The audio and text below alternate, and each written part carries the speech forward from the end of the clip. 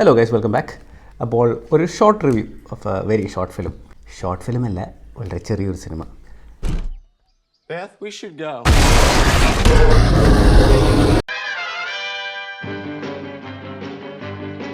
He fucking did cocaine.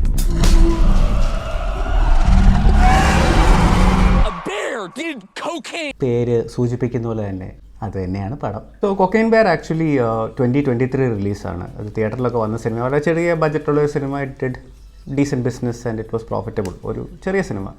അറിയാവുന്ന faces അതിനകത്തുള്ളത് ഈ കെറി Russell എന്ന് പറഞ്ഞൊരു ആക്ട്രസ് ഉണ്ട്. അമേരിക്കൻസ് ദ ഡിപ്ലോമാറ്റ് എന്നൊക്കെ പറഞ്ഞ സീരീസിലൊക്കെ വന്നിട്ടുള്ള ഒരു കക്ഷിയാണ്.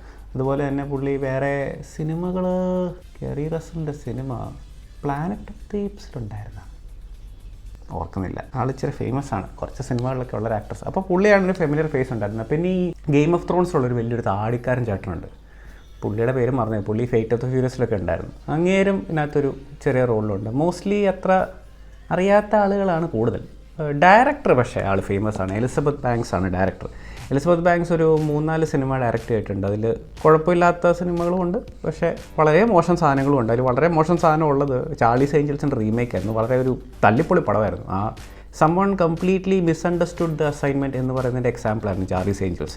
കുളവാക്കി ഏറ്റവും അവസാനം റിവ്യൂവേഴ്സും നാട്ടുകാരും എല്ലാം കൂട്ട് പഞ്ഞിക്കിട്ടപ്പോൾ അതിൻ്റെ മുഴുവൻ തെറ്റും മെയിൽ ഓഡിയൻസിൻ്റെ മേലൊക്കെ ചാർത്തി തന്ന ഒരു മഹത്തായ അപ്രോച്ച് എടുത്ത ഡയറക്ടറാണ്. She is A pretty decent actress.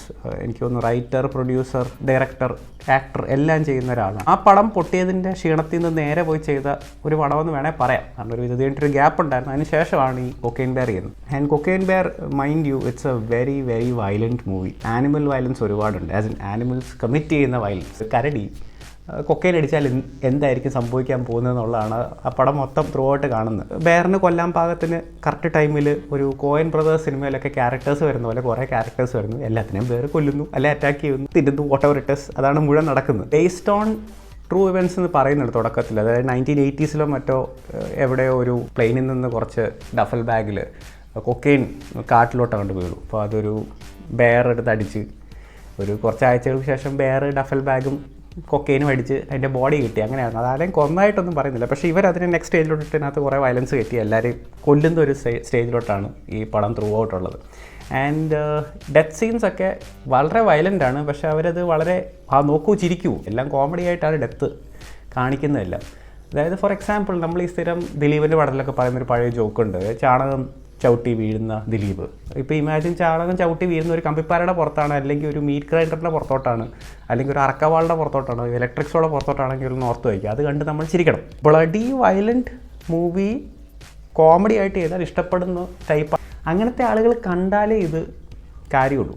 എൻ്റെ ടൈപ്പ് പടമല്ല, പക്ഷേ എന്തോ ഒരു വീട് പടം ഒറ്റ വാച്ചുള്ളൂ, 1.5 മണിക്കൂറാകണ്ടേ ഉള്ളൂ. ചെറിയ പടമാണ്, പക്ഷേ രസമാണ് കേട്ടോ.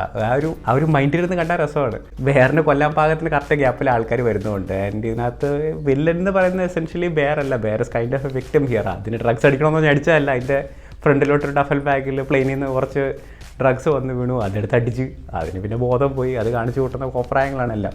സ്മഗ്ലർ, ആ ഡ്രഗ് ലോഡ് ആക്ച്വലി വില്ലനായിട്ട് വരുന്നുണ്ട്. പുള്ളിക്കും പണി കിട്ടും. ഇച്ചിരി ഓപ്പൺ എൻഡഡ് ആയിട്ടാണ് ഈ സംഗതി അവസാനിക്കുന്നത്. സീക്വൽ പ്ലാനൊന്നുമില്ല. പക്ഷേ I think this could actually spin A franchise. ഒരു കൊക്കൈൻ ബെയർ പോലെ നാളൊരു കൊക്കൈൻ ടൈഗറോ കൊക്കൈൻ ഷാർക്കോ.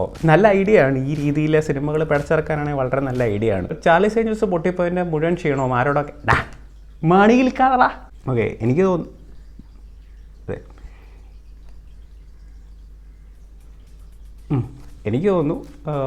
ചാർലീസ് ഏഞ്ചൽസിന് കിട്ടിയ എല്ലാ നെഗറ്റീവ് റിവ്യൂ, എല്ലാ negative criticism to get out of the house, ഇറങ്ങിപ്പോടാ. കണ്ടിട്ട് എനിക്ക് തോന്നിയത് ചാർലീസ് ഏഞ്ചൽസ് പൊട്ടിപ്പോയതിൻ്റെ മുഴുവൻ ക്ഷീണവും ആരോടൊക്കെ ദേഷ്യം ഉണ്ടായിരുന്നു. അതിന് പുള്ളിക്കാരി ആരെ ക്രിട്ടിസൈസ് ചെയ്തോ, ആ ഡയറക്ഷൻ മോശമായിരുന്നു, അല്ലെങ്കിൽ സിനിമയെ മോശമായിരുന്നു, പറഞ്ഞാൽ ആരെ ക്രിട്ടിസൈസ് ചെയ്തോ അതിനുള്ള മുഴുവൻ ദേഷ്യവും ഇതിലെ ഓരോ വിക്ടിമിനോട് എലിസബത്ത് ബാങ്ക്സ് ചെയ്തിട്ടുണ്ടെന്നാണ്. കാരണം ഒരു ഡെവിളിഷ്ലി ഈവിൾ, പക്ഷേ at the same point of time hilarious ലെവലിലാണ് ഓരോ ഡെത്തും ഉണ്ടാക്കി വെച്ചിരിക്കുന്നത്. അപ്പോൾ തീർച്ചയായിട്ടും പുള്ളിക്കാരുടെ ദേഷ്യം തീർത്തായിരിക്കും. പോസിറ്റീവ് റിവ്യൂസ് ഉള്ള സിനിമയാണ്, നെറ്റ്ഫ്ലിക്സിലുണ്ട്. So give it a shot.